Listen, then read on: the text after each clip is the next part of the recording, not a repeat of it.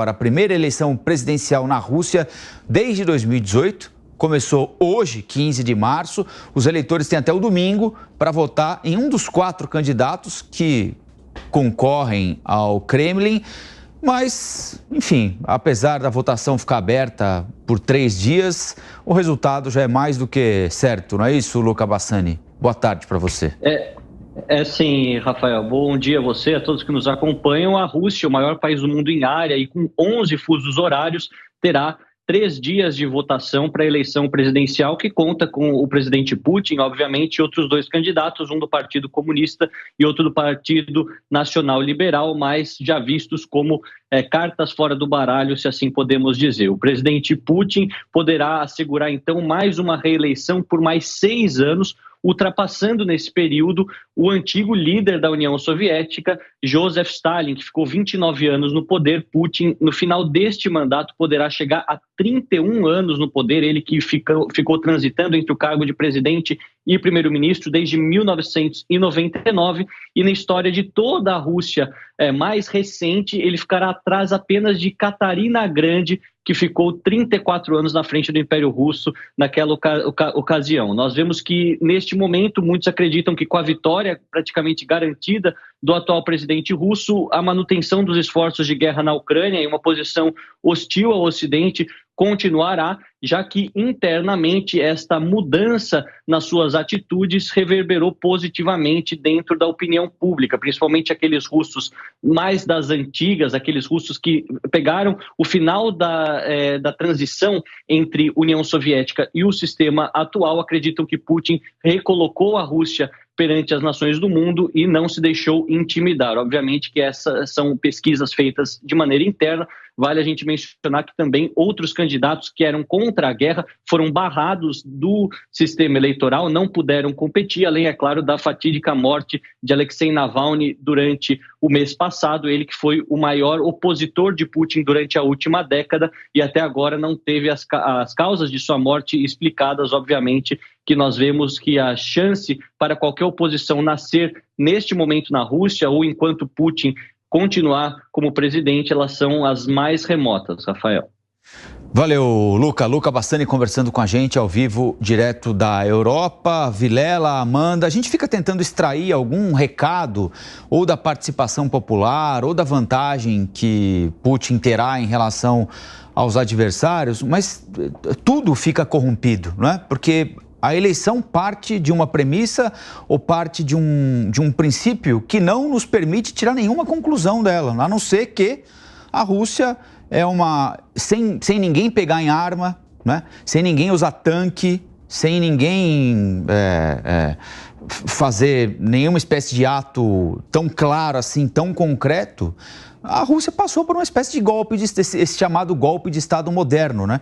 Em que vão corroendo as coisas por dentro até que não tem mais volta. É um autocrata, né, Colombo? Imagina, a figura que ficará mais tempo no poder desde Catarina Grande. Estamos de volta aos tempos imperiais, de monarcas absolutistas. Esse é o caso de Vladimir Putin. Só que essa eleição acontece num contexto diferente, agora em 2024, do que a última, em 2018, justamente por causa da guerra da Ucrânia. Todas as críticas são veladas, não são permitidas, são proibidas. Qualquer dissidente ao regime tem um fim parecido com o que teve Alexei Navalny. Só que essa eleição na Rússia impacta profundamente, talvez no destino do resto do planeta.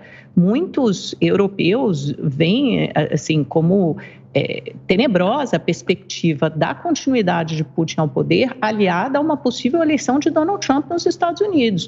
Donald Trump, que já ameaçou se retirar da OTAN, ou dar muito menos atenção à OTAN, que é a Aliança do Atlântico Norte, foi justamente o fortalecimento dessa aliança que permitiu que a Ucrânia reagisse, se mantivesse de pé numa contraofensiva até agora, financiando a Ucrânia com dinheiro, com armas, com apoio político internacional, com sanções pesadas contra a Rússia, e mesmo essas sanções pesadas, sanções históricas que não haviam sido impostas até então, não tiveram o efeito esperado sobre a Rússia, porque ela achou canais de comércio com outros países importantes, China, Índia, mesmo o Brasil, outros países do sul global que não romperam com a Rússia, continuaram tendo uma relação comercial. Os primeiros meses, o primeiro ano foi de um um efeito estrondoso na economia da Rússia, mas depois, aos poucos, ela conseguiu se recuperar. E Putin chega fortalecido para uma nova eleição. Por mais que seja uma eleição que a gente tem como favas contadas, a gente já sabe o resultado, mas mesmo assim não há nenhum indício, né? A gente fica